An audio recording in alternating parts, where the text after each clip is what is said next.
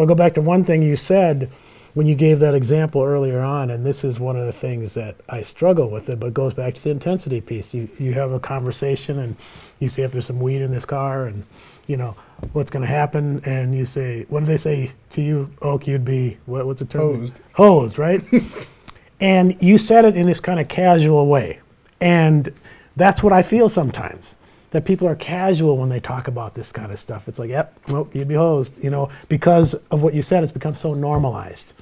And it doesn't impact, you know, and not just your generation. I don't think it impacts a lot of us about some of these statistics because we've been hearing them for so long.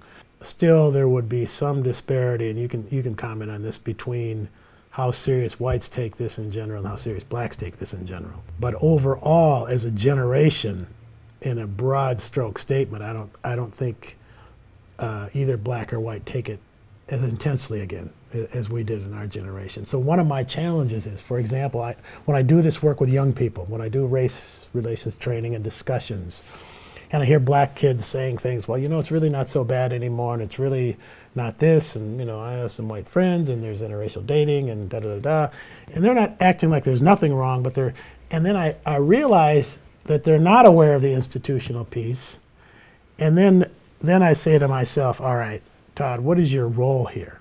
If they're feeling good about their relationships with other human beings, do I want to tell them all this stuff to make them mad and then have them have to work through all these feelings? Because now, you know, okay, sit down with me, young black man. I'm going to tell you all the things that are really happening out here. Now you're mad at white people, so you can go back to school and have to deal with all this stuff. And it's like, hooray, Todd, you did a good job of, you know, I'm serious. I struggle with when people say that. How much do I say?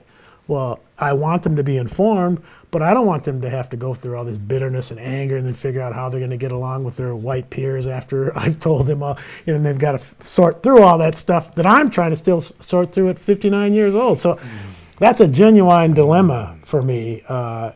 Sometimes I walk away and say, okay, you know, if they're feeling good, we'll let them kind of learn it as they learn it.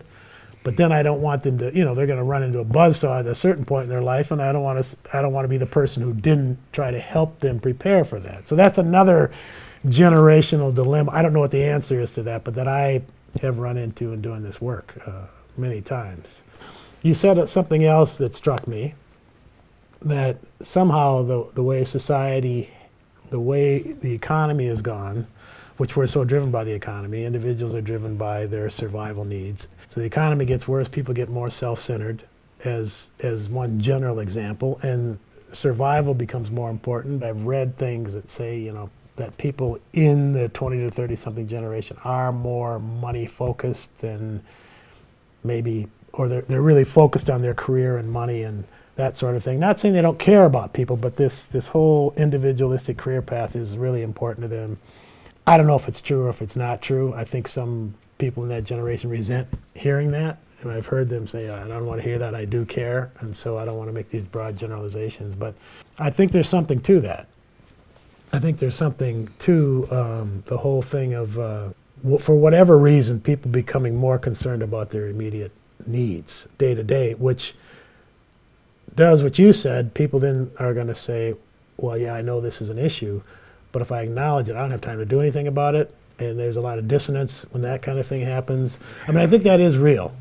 And but at the same time, and this is where I've gone with my work, that I think we have to raise the consciousness of this fact, of this interconnectedness again.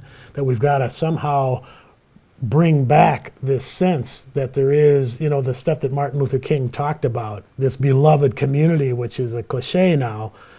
People use the word, but I don't think they believe the possibility or even think that much about the possibility that we're interconnected, that we are one. And I think, for me, what I've come to is that I've got to raise my spiritual consciousness. And the work I do now is about raising really the spiritual consciousness of people to think higher than their immediate needs, higher than themselves. I think people have a higher and lower nature, and so it's kind of like, how do we trying to appeal to that higher nature that says I have a higher purpose here, which then makes me get to the point where, okay, if I'm dealing with my higher nature, then I'm going to care. But if I tap that lower nature, then I can dismiss and deny. And so part of my work right now in any generation, and part of the reason I want to learn about all the generations, is how do you talk about spirituality in a way that would appeal to a 20-something, 30-something person, not being condescending, not shoving religion down their throat, but saying, you know, is it possible we have a higher purpose? And part of that is this whole oneness of this human family business.